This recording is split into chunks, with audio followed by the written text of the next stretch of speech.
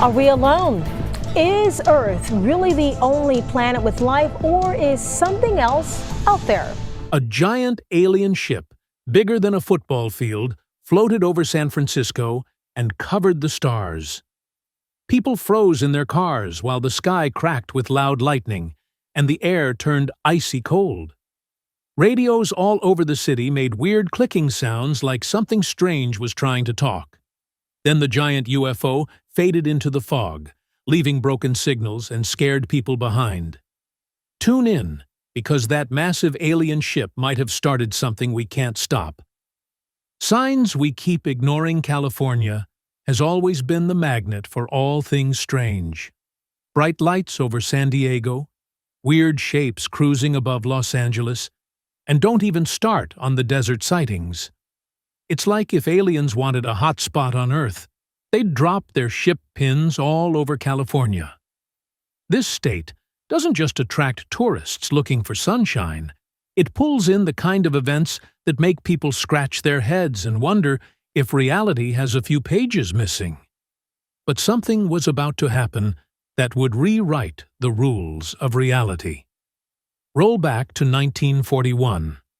Just after Pearl Harbor had everyone on edge, strange lights started zigzagging over San Francisco.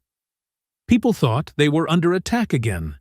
Anti-aircraft guns blasted away at the sky, lighting it up like the 4th of July. Yet, when the smoke cleared, there were no enemy planes, no wreckage, nothing. Just a bunch of people rubbing their eyes, wondering if they'd seen the beginning of something way bigger than a war. If you think that was a one-off, think again. That incident wasn't isolated. It was the start of a pattern ignored, joked about, or shuffled away into classified folders no one was supposed to read. Fast forward to today. A new beast showed up, not a streak of light or a flicker. No, this thing was massive, like someone parked a glowing city above another city. Floating, humming, pulsing with energy. Videos started flying across the internet. Blurry? Sure.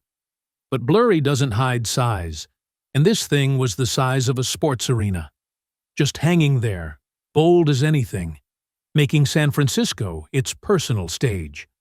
People on rooftops gawked, car alarms wailed without warning, birds scattered like they'd seen the end of days.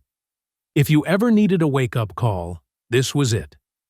And still, official channels said little to nothing, giving the whole thing the stench of a cover-up.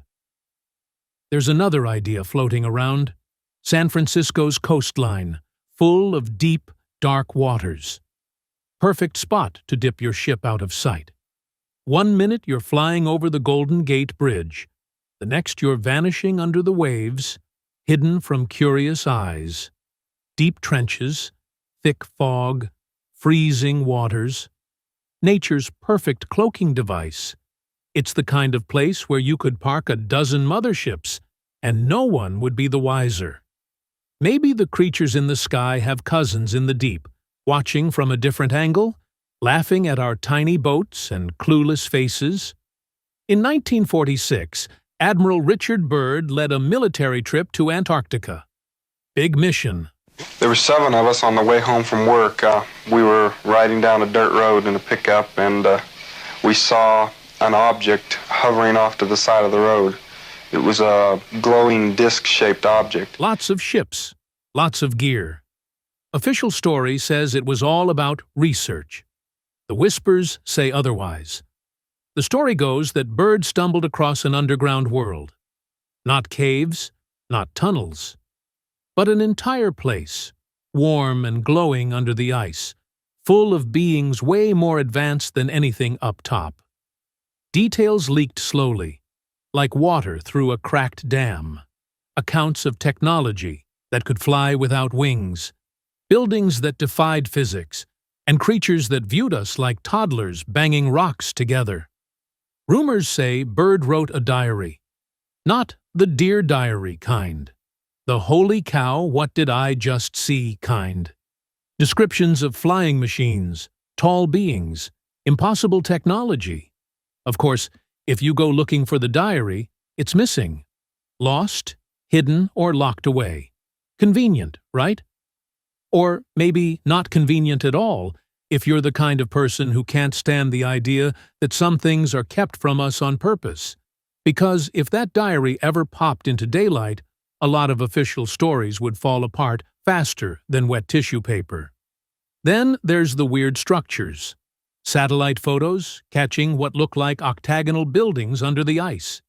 Huge, old, buried so deep it'd take a miracle or a madman to dig them out. Some say it's proof of a lost civilization.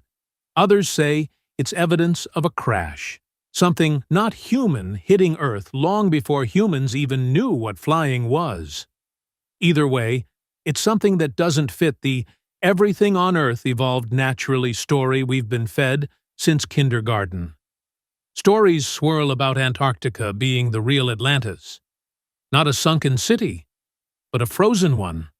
Once green and thriving, now locked away under mountains of snow. If you believe it, then maybe the aliens aren't visitors at all. Maybe they're survivors. Maybe they're ancestors. Maybe the difference between alien and ancestor isn't as big as we like to think. A spaceship above San Francisco, ancient cities under Antarctic ice, seems like dots worth connecting. Maybe it's not two random freak shows. Maybe it's a big story playing out right under our noses, and only a few people are brave enough to notice. Maybe the same beings that watched over ancient empires now hover over modern skylines, shaking their heads at how little we've learned. Black triangle above the city. With better drones, sharper satellites, and cameras in every pocket, the old tricks aren't working anymore. Every year, it gets harder for they to slip past us. Harder for weird sightings to get buried under boring headlines. Technology isn't just helping us look outward, it's helping us notice what's been lurking right next door. And each glimpse pulls back the curtain a little more, revealing a stage set for players we barely understand. Maybe the real shock isn't that aliens exist. Maybe the real shock is how much they've already been part of our story. The more you know, the less you can ignore. Every strange light, every lost diary, every frozen ruin chips away at the safe little bubble we've built around ourselves. It's easy to believe you're the center of everything. It's harder to face the idea that you're just one tiny piece of a much bigger game. But once the door cracks open, you can't close it again.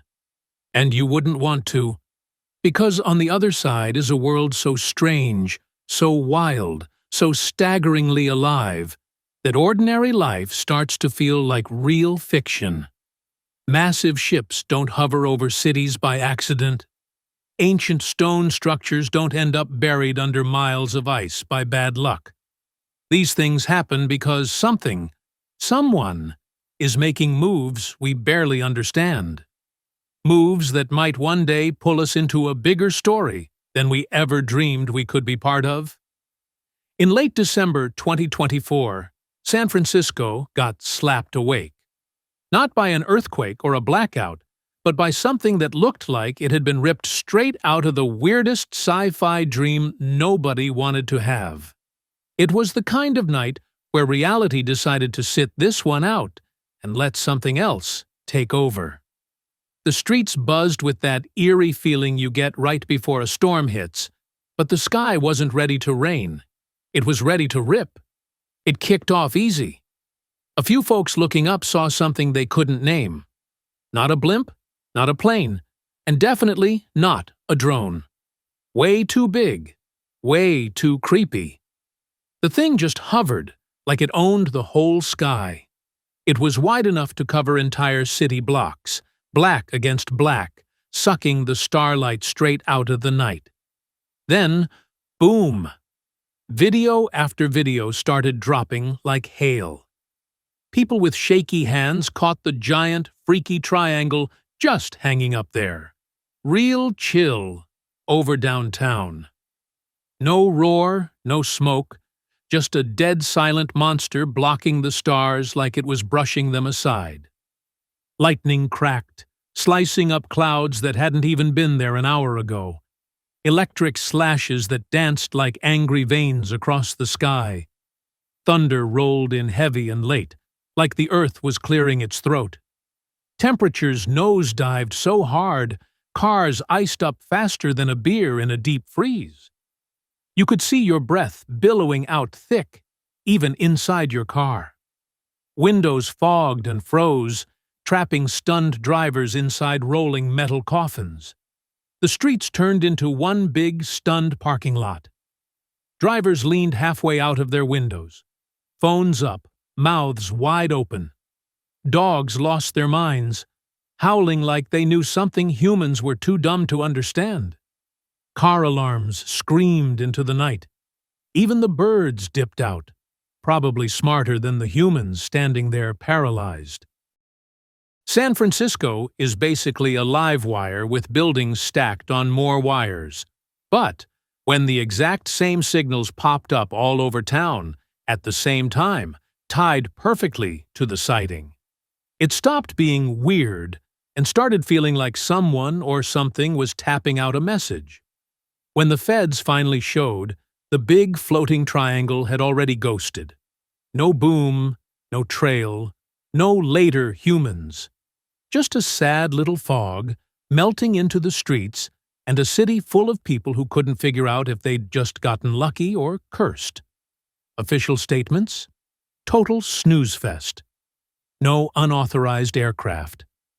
Nothing entered restricted airspace. Words that tasted like cardboard. But the ones who stayed up all night, eyes glued to weird readings and broken equipment, they knew. This wasn't a glitch.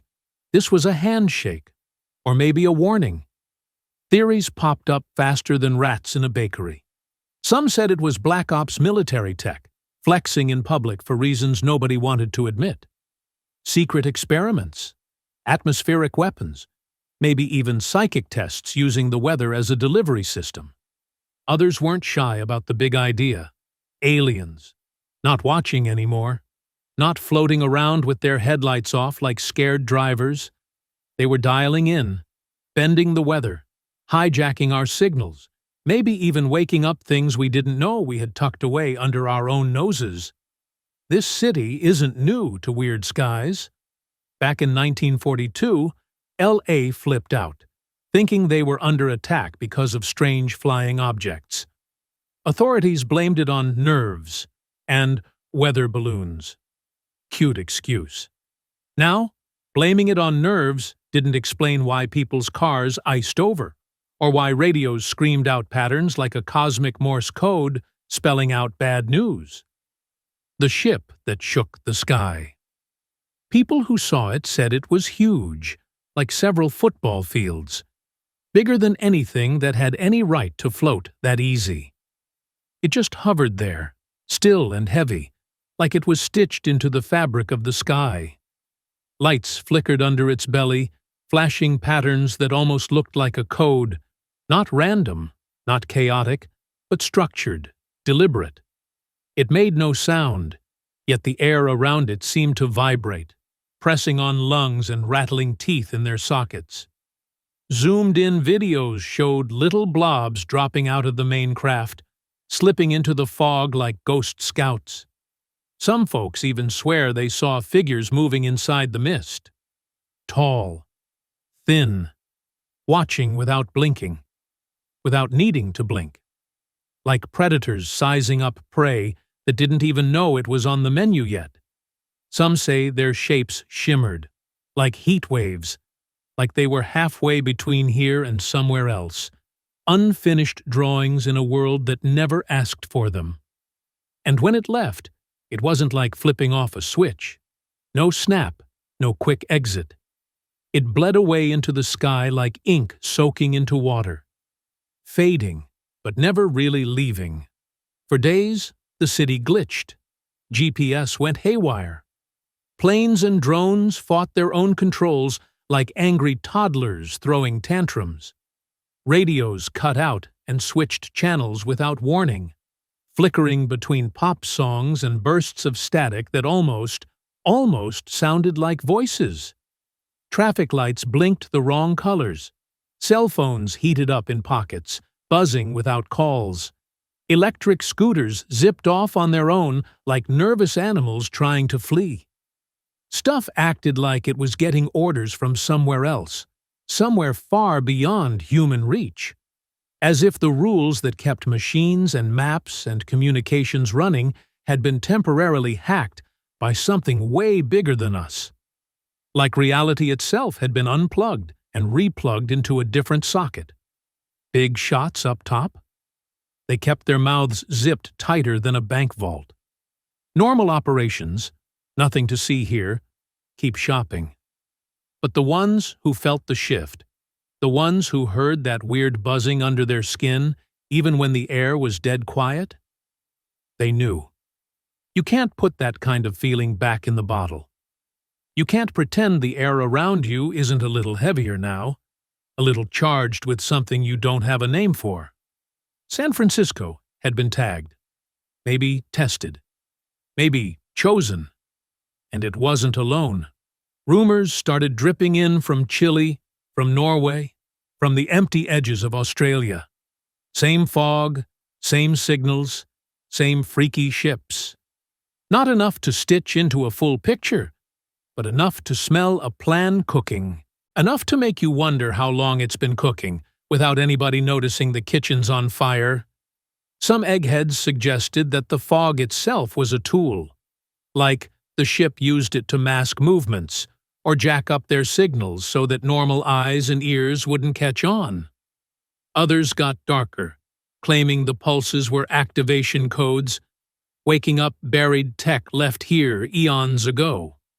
Little sleeper agents hidden under the oceans, forests, cities, just waiting for the right spark. Waiting for a nudge from something smarter, older, hungrier. Sounds nuts? Maybe. But Earth barely even understands its own weather tech right now. Imagine a civilization a million years ahead. Fog as internet cables, lightning as power generators, radio clicks as launch codes. What we call glitches could be their daily work orders, boring maintenance tasks for beings who think in wavelengths and particles instead of words and fear. Infrastructure so old it predates our first cave paintings. Systems so massive they blend into the background, unnoticed until someone flips the on switch. Forget the idea they were just checking us out like nosy tourists. They were flipping switches, pulling levers, stress testing the system, seeing how much weirdness humans could suck up before we started breaking apart like cheap plastic toys. And San Francisco? Might have been their test dummy, the first one in a long line. When you're standing under a sky where the thunder has no source and the lights don't play by our rules, you realize something. This planet ain't the only game in town, and whoever else is out there, they're not knocking. They're already inside, setting up shop, rearranging the furniture, drawing up plans we don't even have the language to describe yet. The fog's gone now. Sun's out. Radios play the same old songs again. Everybody laughs about that crazy night. Drinks were had. Memes were made. But those who paid attention know better. You can't unfeel the shift once your skin has tasted it. You can't unknow the pull once it's wrapped itself around your bones. You can't laugh away the chill that still hides in your house when the lights flicker. Maybe the ship left. Maybe it's hiding where we can't spot it. Deep ocean trench? Floating just above where radar gets fuzzy? Maybe it's still running tests, tweaking dials, slipping messages through the cracks. Maybe it's leaving breadcrumbs, testing how long it takes for a species obsessed with selfies to notice they're walking into a trap. Next time the fog rolls in faster than weather apps can predict, and the sky feels just a little too heavy on your neck, maybe pull your head out of your phone. Maybe listen past the music and the noise. Feel for that slow, humming heartbeat under your feet, thumping out a rhythm you were never meant to dance to. A rhythm old as the rocks and deep as the ocean. What if the real invasion already happened, and we're just too blind to see it? Leave your opinion in the comments. Don't forget to like and subscribe for more.